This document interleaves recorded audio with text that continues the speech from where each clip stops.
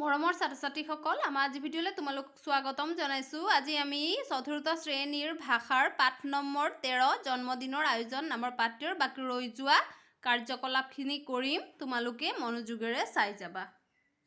এতিয়া চোৱা, তলৰ বাকচত থকা বৰ্ণ, কাৰ, স্বৰ চিন বা স্বৰচিহ্ন আৰু যুক্তাক্ষৰবোৰ ভালদৰে পঢ়ি চোৱা। দলত বহি সেইবোৰ মিলাই অৰ্থপূৰ্ণ শব্দ লিখা। এতিয়া চোৱা, আমাক এইফালে কি দিয়া আছে? এইফালে আমাক বৰ্ণবোৰ দিয়া আছে, স্বৰবৰ্ণ ব্যঞ্জন বৰ্ণ দিয়া আছে, আৰু এইফালে আমাক স্বৰ চিহ্নবোৰ দিয়া আছে আৰু আমাক যুক্তাক্ষৰবোৰো দিয়া আছে। গতিকে আমি কি কৰিব লাগিব? এই বৰ্ণবোৰ আৰু চিহ্নবোৰ লগ লগাই শব্দ গঠন কৰিব লাগিব। চোৱা, ইয়াত দিয়া আছে কপৌ, ক, পত, ঔকাৰে পৌ, কপৌ। তাৰপিছত আৰু এটা আছে বান্দৰ, বত আকাৰে বা, নৈ দৈন্দ ৰ, বান্দৰ। এতিয়া আমি বাক্য সাজিছোঁ। চোৱা, খ, ভত আকাৰে ভা, সভা। আমি ইয়াত সভা লিখিছোঁ। তাৰপিছত চোৱা, বত আকাৰে বা, নৈ দৈন্দ, বান্ধ। আমি ইয়াত বান্ধ লিখিছোঁ। তাৰপিছত চোৱা, দন্তীয় দ, নৈ তৈন্ত, দন্ত। আমি ইয়াত দন্ত লিখিছোঁ। তাৰপিছত চোৱা, দন্তীয় স, নৈ ধেন ধত, হৰ্ষইকাৰে ধি, সন্ধি। আমি ইয়াত সন্ধি লিখিছোঁ। তাৰপিছত চোৱা, ব, নৈ দয়ান দত, হৰ্ষইকাৰে দি, বন্দী। আমি ইয়াত বন্দী লিখিছোঁ। তাৰপিছত চোৱা, ব, ক্ষয় তৈস্ত, তাতাকাৰ, বস্তা। আমি ইয়াত বস্তা লিখিম। এতিয়া চোৱা, ইয়াত দিয়া আছে এটা শব্দত প্ৰকাশ কৰা। এতিয়া জন্ম হোৱা দিনটো কি হয়? জন্মদিন। গতিকে আমি ইয়াত জন্মদিন লিখিম। বন্ধু বান্ধৱৰ সৈতে আমি ইয়াত লিখিছোঁ সবান্ধৱে হ'ব। তাৰপিছত নাম গোৱা ঘৰ, আমি ইয়াত লিখিছোঁ নামঘৰ। এতিয়া চোৱা, ইংৰাজী ভাষাৰ অনেক শব্দ আমাৰ ভাষাত সোমাইছে। তেনেকুৱা কেইটিমান শব্দ এই পাঠটোত ব্যৱহাৰ হৈছে, সেইবোৰ অসমীয়া প্ৰতিশব্দ লিখা। এতিয়া ইয়াত টেবুল শব্দ দিয়া হৈছে ইংৰাজী টেবুল শব্দটোৰ প্ৰতিশব্দ অসমীয়া শব্দ হ'ব মেজ। স্কুল শব্দটোৰ প্ৰতিশব্দ হ'ব অসমীয়াত বিদ্যালয়। ৰুম শব্দটোৰ অসমীয়া প্ৰতিশব্দ হ'ব কোঠা বা কোঠালি। এতিয়া চোৱা, খ, আজিকালি আকৌ কিছুমান শব্দ অসমীয়াত ক'লে বহুতে নুবুজে, ইংৰাজীত ক'লেহে বুজি পায়। তেনেকুৱা অসমীয়া শব্দৰ থোপটোৰ কাষতে ইংৰাজী শব্দৰ থোপ এটা দিয়া হৈছে, তাৰ পৰা বিচাৰি উলিয়াই মিলাই লিখা। এতিয়া চোৱা, এইফালে আমাক অসমীয়া শব্দ দিয়া আছে, এইফালে ইংৰাজী শব্দ দিয়া আছে। এতিয়া আমি অসমীয়া শব্দৰ লগত ইংৰাজী শব্দবোৰ মিলাব লাগিব। এতিয়া চোৱা, জপনা মানে গেট। গতিকে আমি ইয়াত এক লিখিম। তোমালোকে প্ৰথমতে জপনা লিখিবা, তাৰপিছত এইফালে গেট বুলি লিখিবা। তাৰপিছত চোৱা, অট্টালিকা মানে বিল্ডিং। গতিকে আমি ইয়াত 2 বুলি লিখিম। তাৰপিছত পিয়লা মানে কাপ। আমি ইয়াত 3 বুলি লিখিম। তাৰপিছত চোৱা, চিৰিয়াখানা মানে জু। আমি ইয়াত 4 বুলি লিখিম। তাৰপিছত চোৱা, কৰমৰ্দন মানে হেণ্ডশ্বেক। আমি ইয়াত 5 বুলি লিখিম। এতিয়া চোৱা, দূৰদৰ্শন মানে টিভি। গতিকে আমি ইয়াত 6 বুলি লিখিম। এতিয়া চোৱা, বোলছবি মানে চিনেমা। আমি ইয়াত 7 বুলি লিখিম। কাৰ্যবাহী অভিযন্তা মানে হৈছে এক্সিকিউটিভ ইঞ্জিনিয়াৰ। গতিকে আমি ইয়াত 8 বুলি লিখিম। এতিয়া চোৱা, উপপ্ৰতি সমাহৰ্তা মানে SDC। গতিকে আমি ইয়াত 9 বুলি লিখিম। এতিয়া চোৱা, পৰিকলন যন্ত্ৰ মানে কম্পিউটাৰ। গতিকে আমি ইয়াত 10 বুলি লিখিম। এইটো তোমালোকে ধুনীয়াকৈ তোমালোকৰ বহীত লিখি ল'বা। এতিয়া চোৱা, কিছুমান ইংৰাজী ভাষাৰ পৰা অহা শব্দৰ আকৌ অসমীয়া প্ৰতিশব্দ পাবলৈ টান।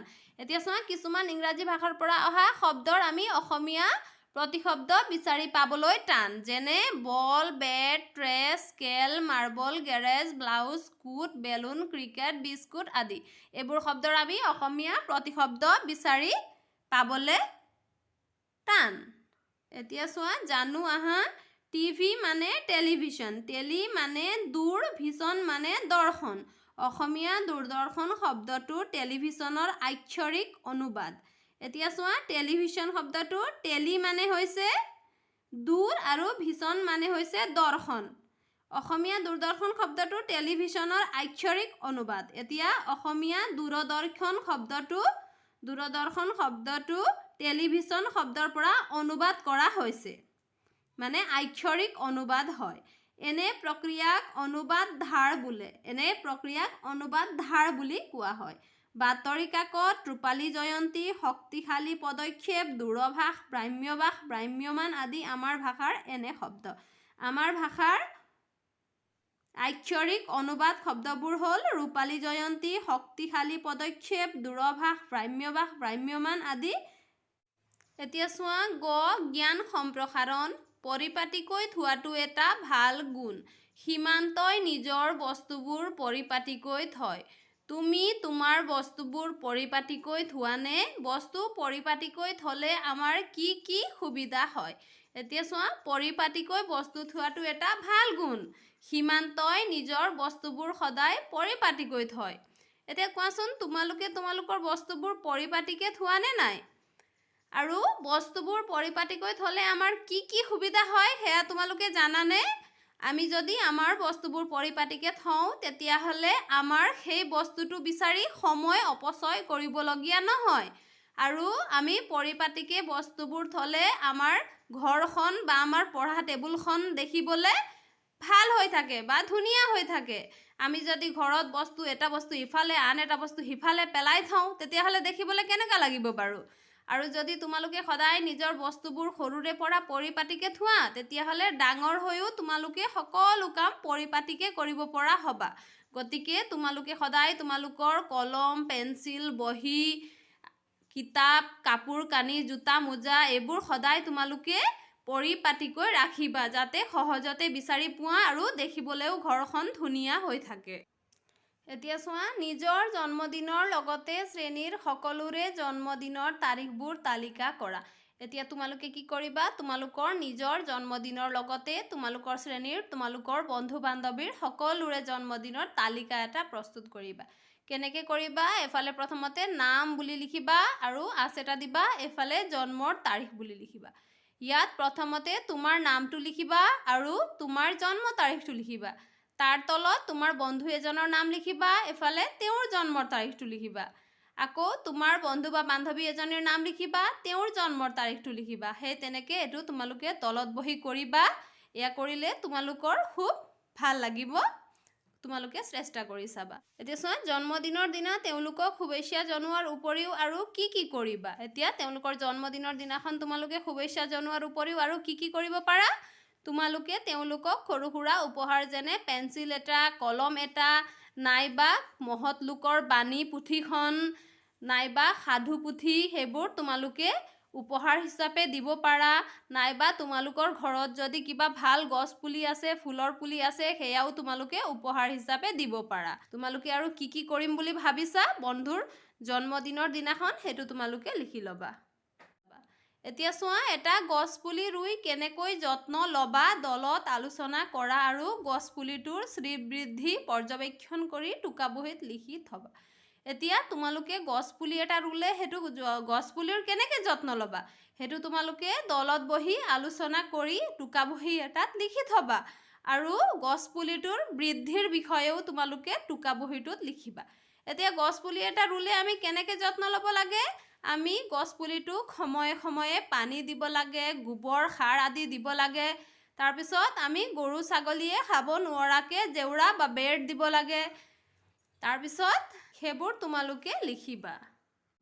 এতিয়া চোৱা, ক অংশৰ সামগ্ৰীসমূহ খ অংশৰ কি কামত ব্যৱহাৰ হয় মিলাই লিখা। এতিয়া চোৱা, আমাক ক অংশত কিছুমান বস্তু দিয়া আছে আৰু এইফালে সেইবোৰৰ ব্যৱহাৰ দিয়া আছে। এতিয়া আমি মিলাব লাগিব। চোৱা, এটা মিলাই দিয়া আছে আমাৰ বাবে মুঢ়া। মূঢ়া আমি কি কৰোঁ? বহাৰ বাবে ব্যৱহাৰ কৰোঁ। এতিয়া চোৱা চালনী। চালনী আমি কি কামত ব্যৱহাৰ কৰোঁ? চালিবৰ বাবে।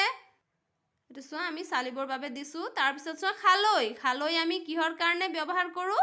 মাছ ভৰাবলৈ, হয় নহয়? গতিকে এইফালে চোৱা মাছ ভৰাবলৈ। তাৰপিছত ডুলি। ডুলি আমি কিহৰ কাৰণে ব্যৱহাৰ কৰোঁ? ধান মাহ আদি থোৱাৰ বাবে। গতিকে আমি এইটো চিন দিলোঁ ইয়াত। চেপা। চেপা আমি কিয় ব্যৱহাৰ কৰোঁ? মাছ ধৰিবলৈ, হয় নহয়? গতিকে আমি এইটো ইয়াত চিন দিছোঁ। তাৰপিছত খৰাহী। খৰাহী আমি কি কামত ব্যৱহাৰ কৰোঁ? পাচলি আদি থোৱাৰ বাবে। গতিকে এইটো আমি ইয়াত চিন দিছোঁ। এতিয়া চোৱা পণ্ডিত জৱাহৰলাল নেহৰুৰ জন্মদিনটো বিদ্যালয়ত কেনেকৈ পালন কৰা লিখা।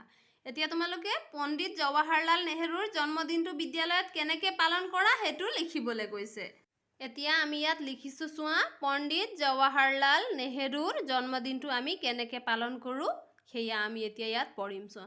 পণ্ডিত জৱাহৰলাল নেহৰুৰ জন্মদিনটো আমি শিশু দিৱস হিচাপে পালন কৰোঁ। 1889 চনৰ 14 নৱেম্বৰৰ দিনাখন তেখেতৰ জন্ম হৈছিল। শিশু দিৱসৰ দিনাখন আমি বিদ্যালয়ত পণ্ডিত জৱাহৰলাল নেহৰুদেৱৰ ফটোৰ কাষত চাকি ধূপ ফুল লৈ আমি তেখেতক শ্ৰদ্ধাৰে সোঁৱৰণ কৰোঁ। এই দিনটোত আমাৰ বিদ্যালয়ত গীত, নৃত্য, কবিতা আবৃত্তি, আকস্মিক বক্তৃতা, কুইজ, চিত্ৰাংকন আদি প্ৰতিযোগিতা অনুষ্ঠিত কৰা হয়। মৰমৰ ছাত্ৰ ছাত্ৰীসকল, আজিৰ ভিডিঅ'ত আমি ইমানেই কৰিলোঁ। আমাৰ পৰৱৰ্তী ভিডিঅ'ত আমি ঘ প্ৰকল্পটো কৰিম। তোমালোকে মনোযোগেৰে পঢ়া শুনা কৰিবা। আজিলৈ ধন্যবাদ।